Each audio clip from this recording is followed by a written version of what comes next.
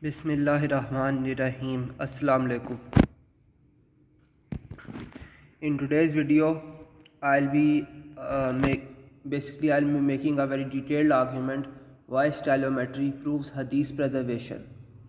And I made an earlier video on this, but there's a second study about this as well. And there's an orientalist response that I really want to go through to show the strength of this argument and to show the weakness of orientalist position. Now, before I get into the argument, I want to talk about burden of proof. I am bringing this up because this is something that is basically assumed by the kuffar and is used an argument against the truth of Islam, when in reality they have nothing.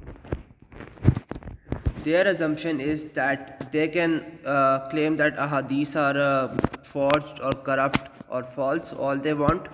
They don't need to give evidence for it. If Muslims claim they have to prove ahadith are authentic, they have to give evidence for it. This is a baseless assumption of theirs. Burden of proof is always on the person making the claim. When Muslims claim ahadith are authentic, Muslims have to prove that claim. When on the other side, when the Orientalists claim that ahadith are forged or fake, they need to prove that claim. No amount of whining will remove their burden of proof. That is a simple fact. Now, this video is about my stylometric argument for Hadith preservation. I'll get into that. Basically, there are studies. There are many studies done by a scholar named Halim Saud. He's from the University of Algeria. This is not his primary field, Quran and Islamic studies, but he has done stylometric studies on Quran and ahadith. Now, what I'm basically, and he has done numerous studies on this, not just one or two. And I link this is one of the studies. I link some other in the description as well, inshallah. But this will be enough to prove my point. Basically, the results of these studies are: Quran has one author, ahadith have one author, they are not the same author. Now, the ahadith analyzed for this were from Sahih Bukhari, were the sayings of Prophet Muhammad sallallahu alaihi wasallam from Sahih Bukhari. And although this is primarily an argument for Bukhari and Muslim, but it will apply to general hadith corpus as well, because every single ahadith in Sahih Bukhari is present elsewhere as well. So, this is a general argument for hadith preservation, because a huge chunk of hadith is being taken and tested using stylometry. Now, I'll start my argument basically. Firstly, I just described what the study said, right? Now, I'll just read a little bit from the study to prove what ahadith are saying, what the study is saying. Let's read from here. The visual analytics results have revealed interesting results in 2D and 3D disposition. In summary, they show two main clusters in both experiments: Quran cluster and Hadith cluster, and the disposition of the resulting clusters corresponding to a clear authorship distinction between the two authors. I am just taking to the end part, to the result summarization, because I want to get to the argument. In the first approach, hierarchical clustering, the resulting dendrogram shows two separated sharp clusters: the Quran cluster in the right and the Hadith cluster in the left. We can see there is no intersection between the different clusters, and the final linkage is extremely weak, since the corresponding distance is very large. This shows there are probably two authors, Quran author and Hadith author. There is a second approach saying this as well. Now, I just want to get to the third point. This is basically the end point. Here he is describing what the type of clusters indicate. For the first scenario, if we get only one cluster, this means that probably the different texts are written by the same author. If we get several clusters, but some Quran texts are grouped with some ahadith ones in the same cluster, this means that some Quran texts were probably written by the Hadith author. However, if two clusters appear in the clustering display and all the Quran texts are grouped in one cluster and all the Hadith texts are grouped in another distinct cluster, this implies that two books are written by two different authors or at least two different styles.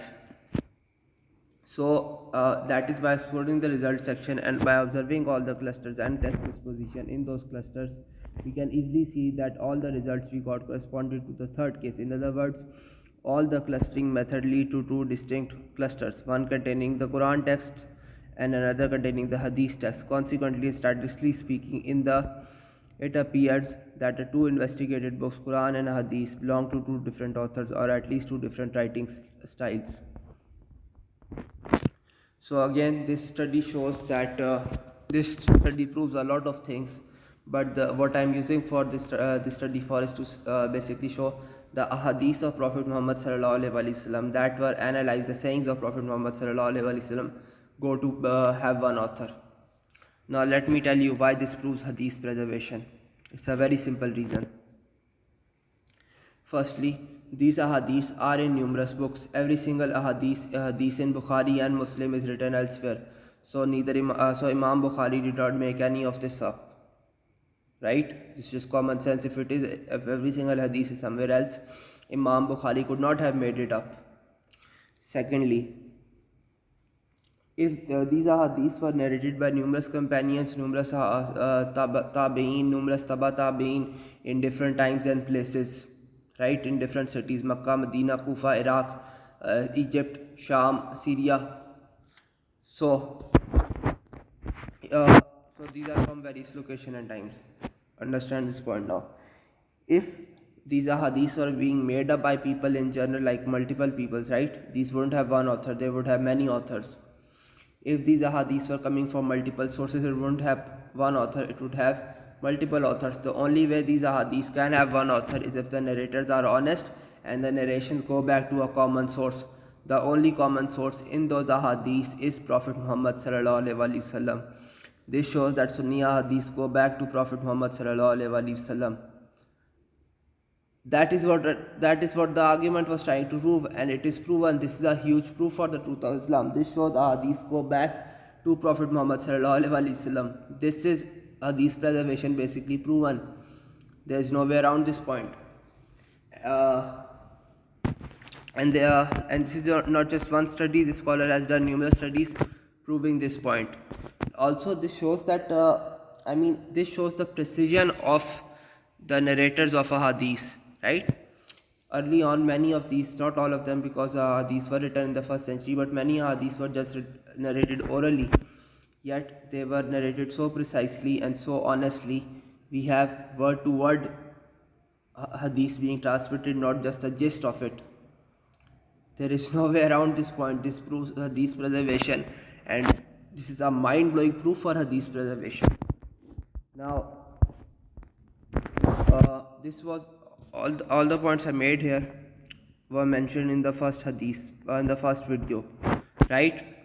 Now, there is actually a second stylometric study which was basically done by these scholars, Imad Muhammad and Rahim Sarwar.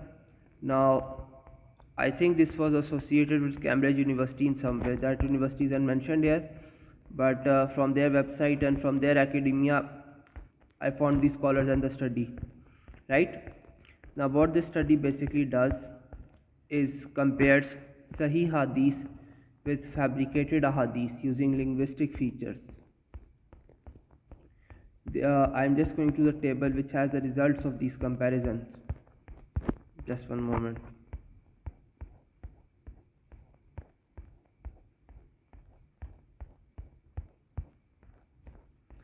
Basically, what these tests were done was to identify if the fabricated ahadith could be matched with the Sahih ahadith to what level of precision, if they could be matched. Now, the results are of the study is that basically the study is accurate in identifying fabricated hadiths as fabricated and not say. There were numerous tests done on it.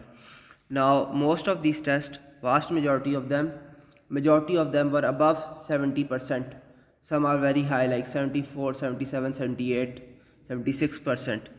Many of them are in the higher 60s, right? And there was one test that only had 59%. Now think about this point. If this was just like a simple guesswork, uh, you would get half right and half not right, right? But there is a huge precision here, and this is clearly a huge proof for the truth of Islam. That again, this shows that the Sahih Hadith have are different from fabricated Hadith. In other words, people could not make up a Hadith to resemble Sahih Hadith. So these Sahih Hadith could not be made up. Remember, these are being narrated in numerous times and places by different people. If those people were making it up, right? Uh, and if these ahadiths were made up, why is there such a huge distinction between all the fabricated ahadiths and all the Sahih ahadiths? So stylometric can clearly be used to differentiate between the fabricated ones and authentic ones to a very high level. So this is a very strong proof for my argument of hadith preservation from stylometry. And I mean, this is just hard facts. There are some people who basically claim that hadith corpus was entirely made up, right? Everyone was writing in the style of Prophet Muhammad sallallahu alaihi wasallam, making a hadith up. But this study shows we can clearly distinguish between fabricated ahadith and authentic ahadith, which is not what we would expect if everyone was making a hadith up. So this clearly shows a hadith preservation. This is a huge argument for it. Now what I'll do is I'll basically be refuting all the contentions of an orientalist clown on Twitter. Now I'm pretty sure this guy is learning about a hadith, an orientalist, or at least an orientalist in training. But this guy tried to respond to my hadith, my argument, and frankly, he was the only one who had the courage to respond to this argument. So I'll go through all his contentions right now, because I want you to see how weak, desperate, and pathetic the position of orientalist is, right? Now I'll go through each of his contentions. His first point here is that this study just shows that Quran is different from ahadith in style. What this clown bothered to ignore or dodge basically was the stylometric studies mentioning that Quran have one author, ahadith have one author. This point he didn't address here, he addressed this later, right? Secondly, he is basically making a claim that because the study can only prove that styles are different, authorship styles are different, and it can't prove ahadith are preserved. This clown is ignoring the fact that authorship style are one of the ways for author discrimination. I mean, look at biblical studies. Authorship styles is the reason they know some letters are from Paul, some are not from Paul. Authorship is one of the main way to identify the authenticity of a text. Authorship style. So again, just another desperate claim from this orientalist clown. You will see more of this desperation. Secondly, he makes the claim that Saud is basically assuming that the ahadith are the words of Prophet Muhammad sallallahu alaihi wasallam. Of course, this is a straw man of the argument I was making. Saud's study, the professor's study, is not about hadith preservation. It was about authorship discrimination. So why would he mention topics this being assumed in this hadith? Why won't Professor Saud mention the Islamic position? This study is not about this topic. This is about author discrimination between Quran and hadith. Now what the conclusion of the study is, that can prove hadith preservation, and I have already shown why that conclusion proves hadith preservation. So again, another stupid claim from the orientalist. Now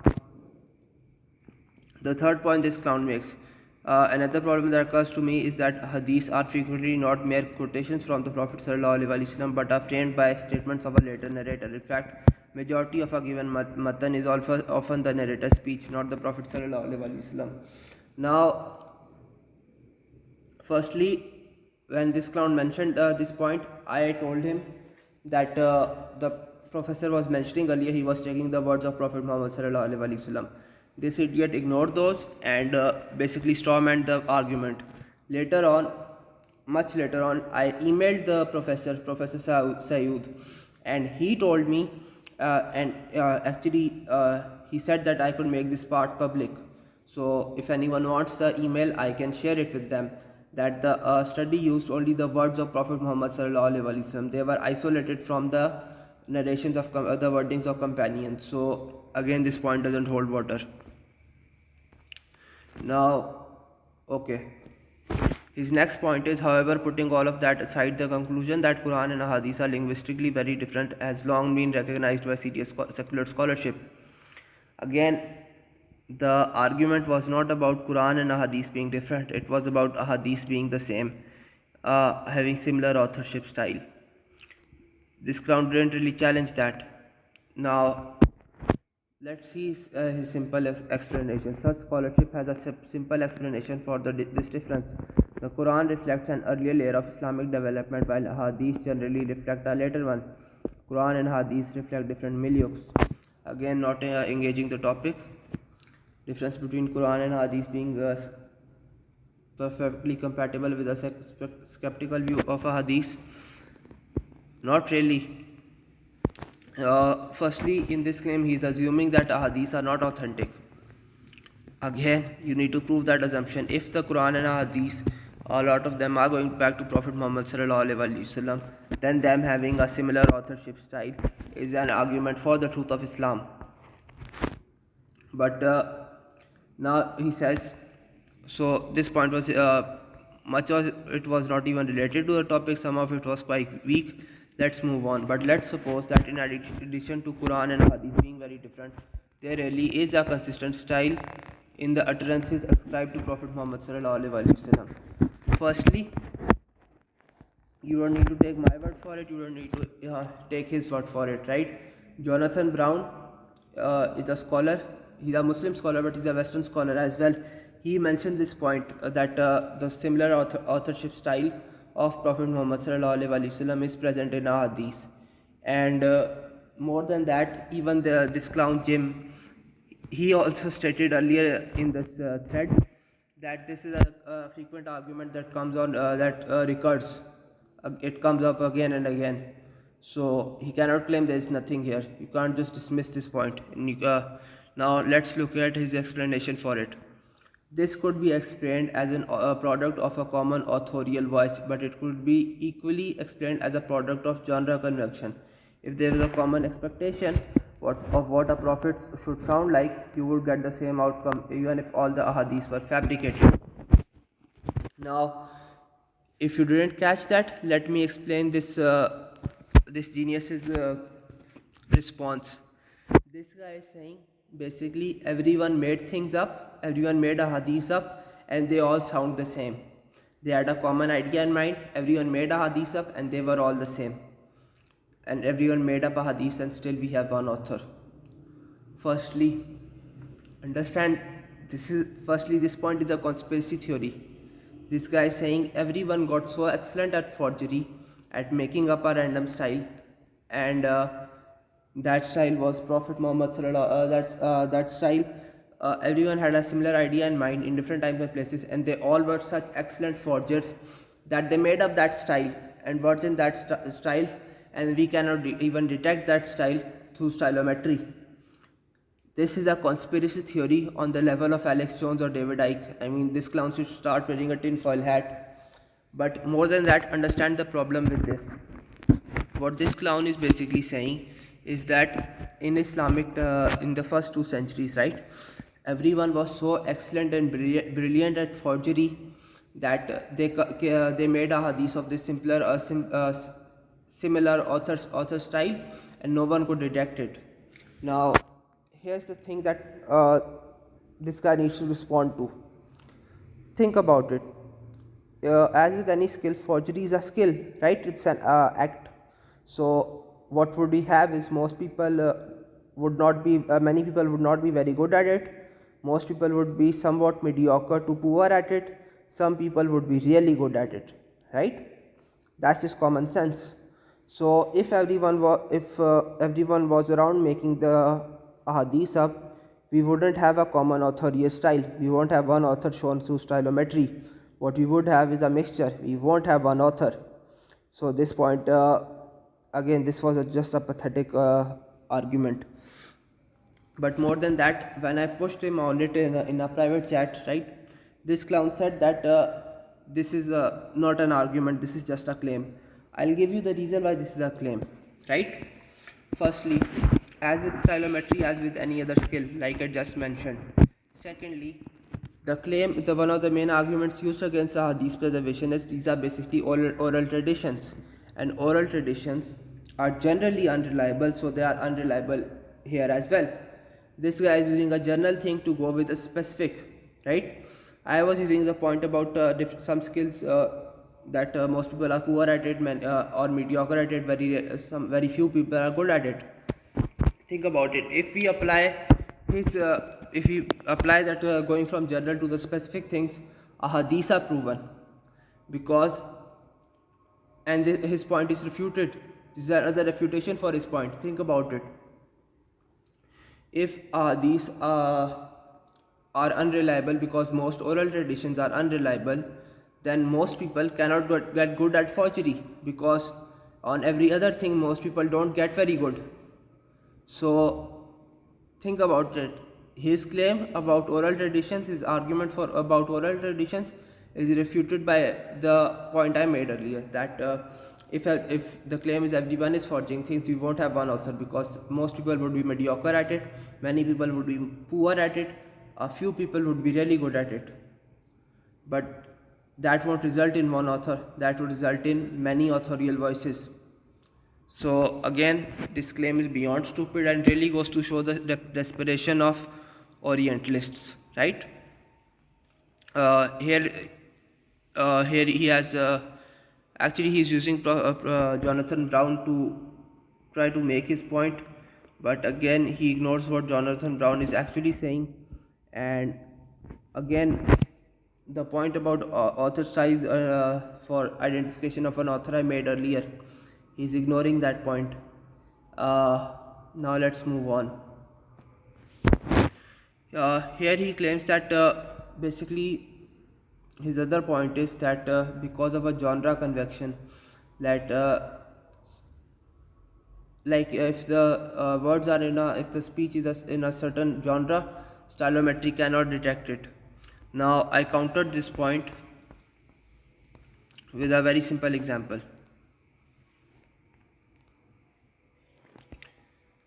This is a stylometric article on Wikipedia, right? This has an example of basically one of the works of Shakespeare being identified through stylometry that was originally thought to belong to another author, and now we know belongs to Shakespeare. Let me find it. Now the reason this is relevant, because the work of Shakespeare and work of the other author are in the same genre, right? If they are in the same genre, then stylometry can detect the differences between genres. Here it is. In April 2015, researchers used stylometry techniques identified a play, Double Falsehood, as being the work of Shakespeare. So again, his point about genre fails. Then he brings up the point about dialects and decent dialects. He didn't actually bother to post a study on it, or even he says that basically if, when more work is done, then we can use it, right? Now fourthly, his next work is, what he does is he says that the isnad kam matan analysis seriously undermines the general accurate preservation of an original voice in a hadith. So what he's doing here, he's basically saying the Western system of dealing with ahadith undermines this point. But his claim is what he's basically assuming is here is that the Western system is authoritative. He needs to prove that assumption. These clowns literally say that our system is problematic, right? We have to give arguments for it. He needs to prove that the Western system of authentication of hadith is worth anything. He needs to prove that. In fact, if it is going on a skeptical approach and going against Hadith Preservation, then the stylometry refutes that clearly. There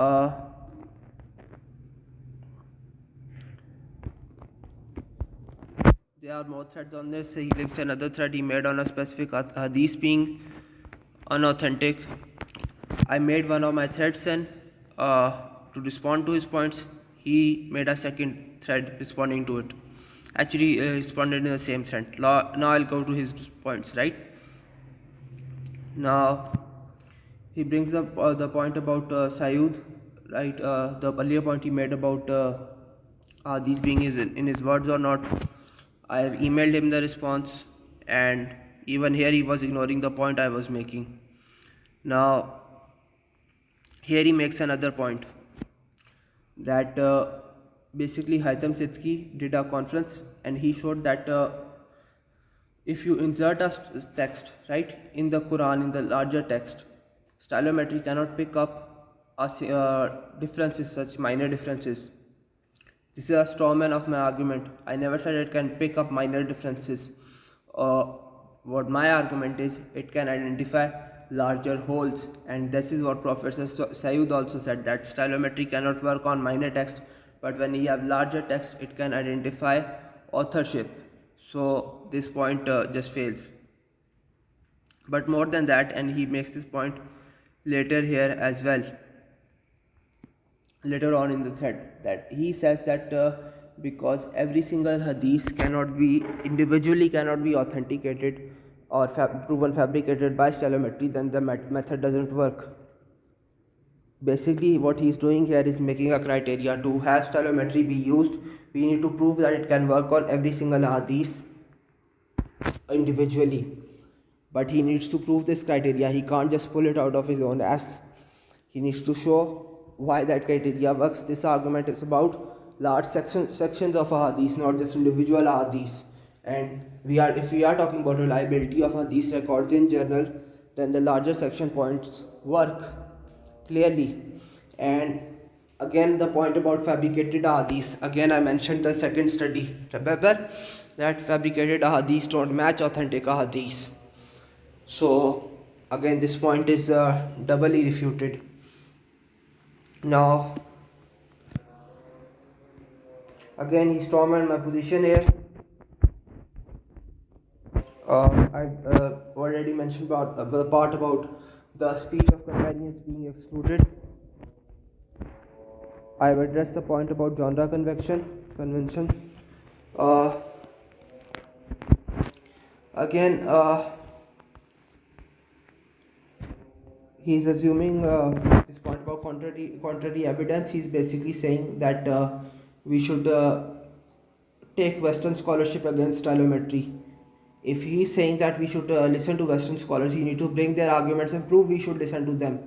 What the Western scholars are basically doing, they are basically assuming all our Muslim scholarship on hadith is false. Why shouldn't we do the same with Western scholarship? If they are making an argument, they have to prove that argument. No amount of whining will remove their burden of proof. Now again, he makes the point about genre convention. More than that, there's something I forgot to address, and this was, to be honest, his only point that seemed even a little bit interesting. Let me find it, just one moment. Basically, he brings up one example, right? There is one there was a one particular set of inscriptions that were written by one author, and that were identified by stylometry as that were written by multiple authors, yet were identified by stylometry as being from one author, right? firstly understand this point. If something doesn't work in one case and works in 9 other cases, right? It is probabilistically more authentic. So even if the stylometry does not work in one case, that doesn't refute the point about stylometry, because it works in numerous other cases. One counter example does nothing to do that, and this is a game of probability. All the topics of history and authentication, these things are matters of probability. The orientalist assumption is that they can make probabilistic claims, or even with minute probability claims. We have to prove that our point is 100% certain. That is not the way scholarship works. That's certainly not the way they do things in biblical scholarship. But these clowns want to impose this criteria on Muslim scholarship. So again, this point doesn't work. But more than that, I'll give other reasons why his point does not work regarding those inscriptions. This is a very simple point. Just one moment.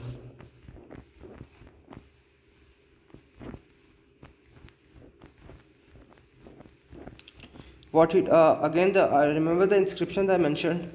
Now, firstly, another reason why that point does not work is because the Sephardic language, right? It wasn't very developed, but the Arabic language is very developed. In fact, this is the study mentioned by him about the Sephardic inscriptions. Now, the reason the stylometric point about Arabic language does not work, because we have multiple studies done on Arabic language from about a few centuries after Prophet Muhammad sallallahu alaihi wasallam, or more centuries. But the Arabic language hasn't really changed all that much till that time period. The studies done on Arabic language show that each of those texts is identified with an individual author. So this is a study. So Arabic language, unlike the Sephardic inscriptions and their language, can be distinguished between multiple authors. So again, this is another reason why the point about the Sephardic inscription does not work. A third point, the language of the Quran and ahadith, right? These were only a century apart. Those are being distinguished. So Arabic language text can be distinguished using stylometry. And the point about genre was respected in the stylometric study done by Professor Saud. So again, his claim has no leg to stand on. Anyway, I'll be concluding my video now. I just wanted to make this video to show how pathetic the Orientalist position is, and how weak their position is against these arguments. No matter what these Orientalists do, right? There is no way around this argument. And even the point about fabricated ahadith that he made in the thread that he made originally has been refuted by another stylometric study that I mentioned earlier. So these clowns have no leg to stand on. Think about it. These clowns are literally claiming that Makkah is not Makkah, and that our records are not preserved. Yet our records are better preserved than any other historical records. We have massive proofs for it, and stylometry is just one of the numerous proofs for it. Inshallah, I'll be making more arguments and refuting these Orientalist clowns, inshallah. Again, Assalamu alaikum.